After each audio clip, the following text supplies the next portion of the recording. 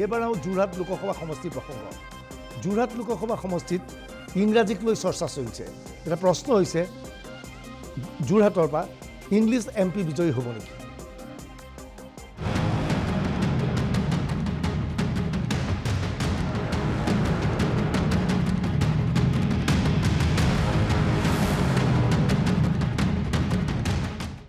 যোৰহাটৰ সাংসদ হ'বলৈ ইংৰাজী ভাষা জনাটো অতিকৈ প্ৰয়োজন নেকি সেই প্ৰশ্ন এতিয়া উত্থাপন হৈছে সমগ্ৰ যোৰহাটৰ ভিতৰ চৰা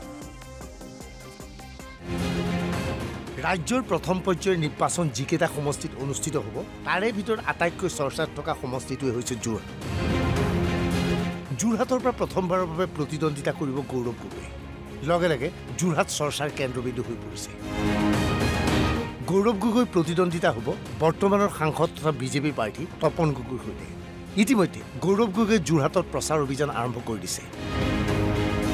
যোৰহাটত কংগ্ৰেছ সাংগঠনিকভাৱে যথেষ্ট শক্তিশালী নহয় কিন্তু গৌৰৱ গগৈ ভাবে যোৰহাটৰ সচেতন মানুহ আহিব এইবাৰ কংগ্ৰেছৰ পক্ষত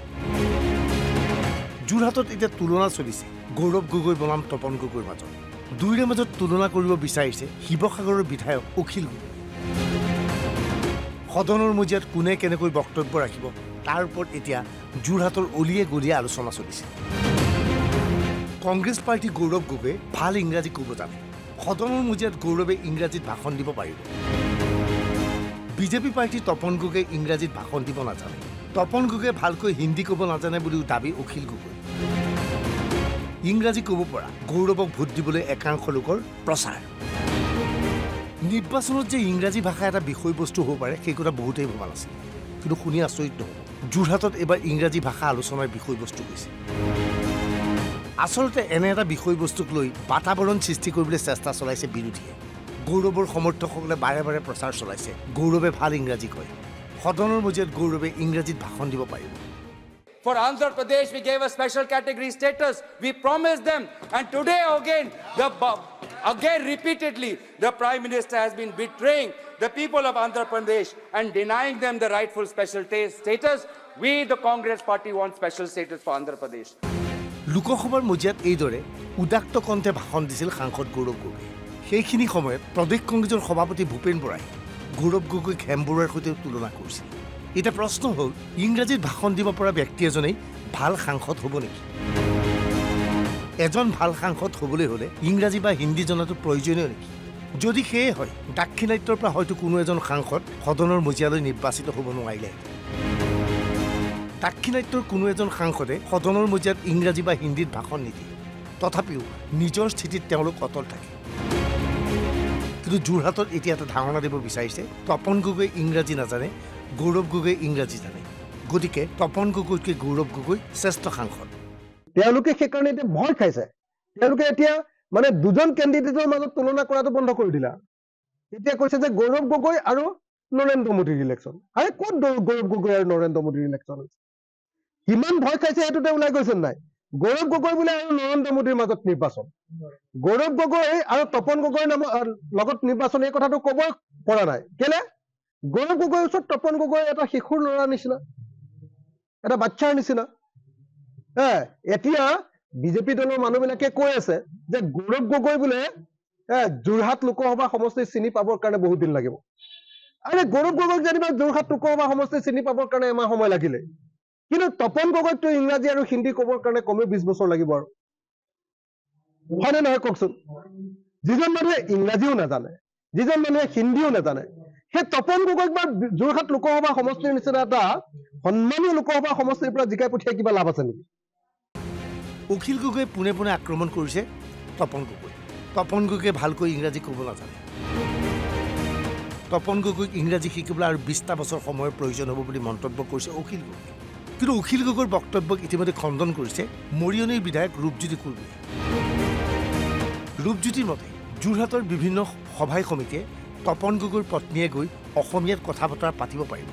কিন্তু সাংসদ যদিয়ে হয় গৌৰৱ গগৈৰ পত্নীয়ে অসমীয়াত নামঘৰ বা সভাই সমিতিয়ে কথা পাতিব নোৱাৰিব মানে কমন ক্লাছৰ এই ল'ৰা ছোৱালীবোৰেহে এইবোৰ মুখত শুৱায় এইবোৰ কোনোবা এজন বিধায়কৰ দৰে মানে অলগধ্য অকমন্য একেবাৰে মানে অকৰা বিধায়কৰ মুখতে এইবোৰ কথা মানে শুবা পায় স্বাভাৱিক আপোনালোকে জানে অসমীয়া ভাষা ইতিমধ্যে ভাৰতীয় যি ভাষা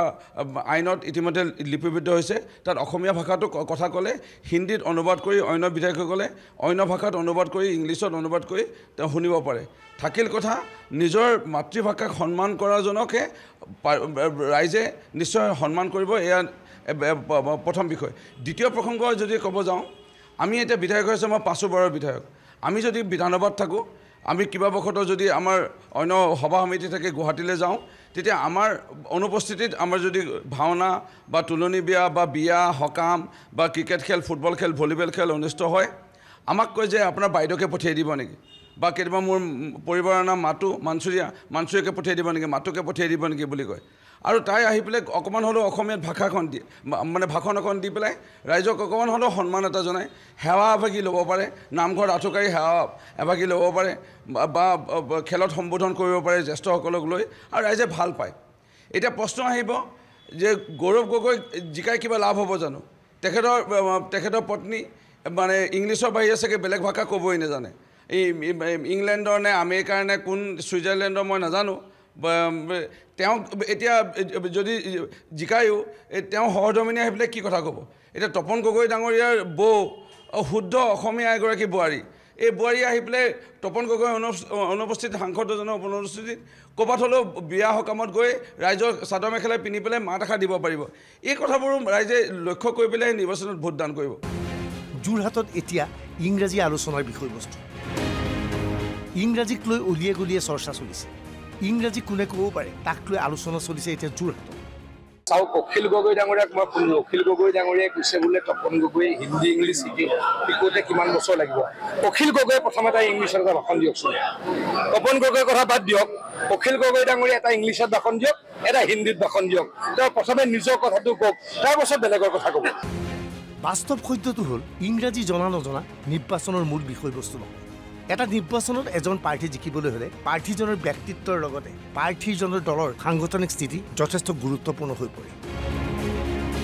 আজিৰ তাৰিখত যোৰহাট লোকসভা সমষ্টিত কংগ্ৰেছৰ তুলনাত বিজেপিৰ সাংগঠনিক স্থিতি যথেষ্ট মজবুত এনে অৱস্থাত গৌৰৱ গগৈৰ তুলনাত তপন গগৈ ধনাত্মক দিশ আছে যথেষ্ট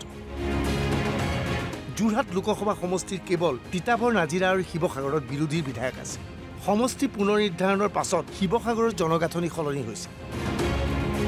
শিৱসাগৰত আমগুৰিৰ এটা অংশ সোমোৱাৰ লগে লগে বিজেপিৰ ভেটি শক্তিশালী হৈছে বিজেপিৰ দাবী তপন গগৈৰ নিজা বিধানসভা সমষ্টি সোণাৰীত তপন গগৈ কমেও 25,000 ভোটত আগবাঢ়িব মৰিয়নীত এতিয়া অভূতপূৰ্ব শক্তি বিজেপি যোৰহাটৰ চাহ বাগিচাত এতিয়া বিজেপিৰ সপক্ষে ঢৌ গৌৰৱ গগৈ কাৰ বিৰুদ্ধাচৰণ কৰাৰ লগে লগে সমষ্টিৰ প্ৰায় 80,000 বঙালী ভোট গৌৰৱৰ কাষৰ পৰা আঁতৰি যাব কংগ্ৰেছৰ দখলত থকা তিতাবৰত এতিয়া কংগ্ৰেছৰ শক্তি পূৰ্বৰ দৰে নাই গৌৰৱ গগৈ তিতাবৰ সমষ্টিত কিছু ভোটত আগবাঢ়ি গ'লেও বাকীবোৰ সমষ্টিত আগবাঢ়িব নোৱাৰিব মাজুলীত অভূতপূৰ্ব ভোটত বিজেপি প্ৰাৰ্থী আগবাঢ়িব বুলি দাবী বিজেপি যোৰহাটৰ বিজেপি প্ৰাৰ্থী তপন গগৈ ভৰি ভাঙিছে হুইল চেয়াৰত বহি বহি তপন গগৈ এতিয়া নিৰ্বাচনী প্ৰচাৰ চলাইছে তপন গগৈ সোধা হৈছিল গৌৰৱ গগৈ সমষ্টিটো ভালকৈ চিনি নাপায় আপুনি কি কয় নিৰ্বাচনত অৱতীৰ্ণ যেতিয়া হয় তেতিয়া সমষ্টিৰ চুককোণবিলাক আমি সকলোৱে চিনি পোৱা উচিত মই যেতিয়া 16 চনত প্ৰথম নিৰ্বাচনত অৱতীৰ্ণ হৈছিলোঁ সোণাৰী সমষ্টিৰ পৰা নিৰ্বাচিত মই যেতিয়া হৈছিলোঁ তেতিয়া সোণাৰী সমষ্টিৰ প্ৰতিটো ৰাস্তা প্ৰতিটো চুককোণ মোৰ নখ দৰ্পণত আছে আজি যোৰহাট লোকসভা সমষ্টি মই যেতিয়া মোৰ 10টা সমষ্টি আছে 10টা সমষ্টিৰ চুককোণ আজি মোৰ নখ দৰ্পণত আছে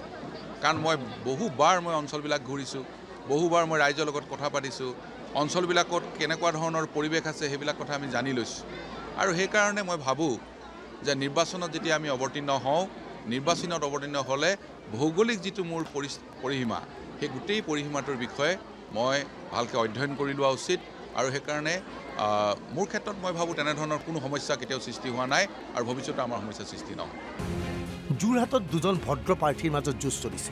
ইজনে সিজনক পোনপটীয়া আক্ৰমণ এতিয়াও কৰা নাই নিজৰ নিজৰ ইছ্যুবোৰ সন্মুখত লৈ তেওঁলোকে নিৰ্বাচনী প্ৰচাৰ চলাইছে এতিয়া যোৰহাটৰ বাসিন্দাই এই দুই ভদ্ৰ প্ৰাৰ্থীৰ মাজৰ এজন প্ৰাৰ্থীক আগন্তুক লোকসভা নিৰ্বাচনত বিজয়ী কৰি তুলিব কিন্তু সেইজন ভদ্ৰলোক কোন হ'ব তপন গগৈ নে Gaurav Gogoi bureau report NB news